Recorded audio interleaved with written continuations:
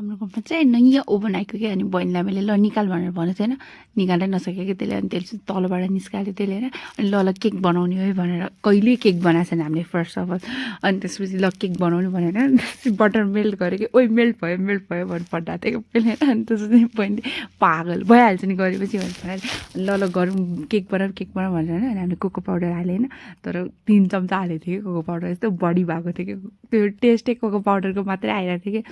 अनि यसमा चिनी हाल्यो होइन अनि मजाले फिट्यो यस्तो मस्त फिट्यो कि यति धेरै गएर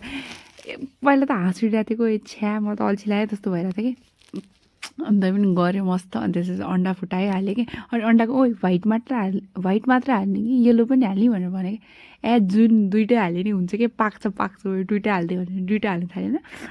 यस्तो हाँस उठिरहेको थियो अनि अन्डा सन्डा हाल्नु थियो फर्स्टमा त ठिकै भएको थियो अनि त्यसपछि मैदा हाल्नु थाल्यो अनि मैदा पनि छान्यो अनि त्यसपछि हाल्न थाल्यो कि अनि मस्त फिट्यो अनि त्यसपछि दुध हाल्यो होइन हाँस उठिरहेको थियो यो खास कस्तो भएको थिएन कि त्यो एकदम हुन्छ नि जस्तो भिडियोहरूमा हेर्छ त्यस्तो भएकै थिएन कि अनि त्यसपछि ग्राइन्ड गरेको हामीले मिक्सरमा हालेर त्यो लम्स भइरहेको थियो कि अनि राखेन अनि बटर पेपर काट्यो अनि हाल्नु पर्दैन भन्दै झगडा गरेको थियो कि म त बहिनी चाहिँ बटर पेपर के हाल्नु पर्दैन के भन्दै हालेर अनि त्यसपछि चोको सिरप राख्यो अनि खाने बेलामा चाहिँ म एक्लै थिएँ कि खास बहिनी मसँग थिएन अनि खाँदाखेरि मलाई हाँस उठिरहेको थियो कि यस्तो हाँसिरहेको थियो चिनी नै थिएन क्या चिनी लागेकै थिएन क्या अनि चिनी लागेको थिएन अनि त्यो कोको पाउडरको यति धेरै टेस्ट आइरहेको थियो अनि तपाईँहरूसँग केकको रेसिपी छ भने मलाई भन्नु है प्लिज कमेन्ट गर्नु अनि यसमा चाहिँ मैले अब फिल्टर आइरहेको थियो कि यसो हेर्दा अरे शिव मैले यो किन फिल्टर हालेँ जस्तो भइरहेको थियो अनि त्यसमा मैले फिल्टर चेन्ज गरेँ म यत्तिकै बोलेर खाइरहेको थिएँ कि खास त्यतिखेर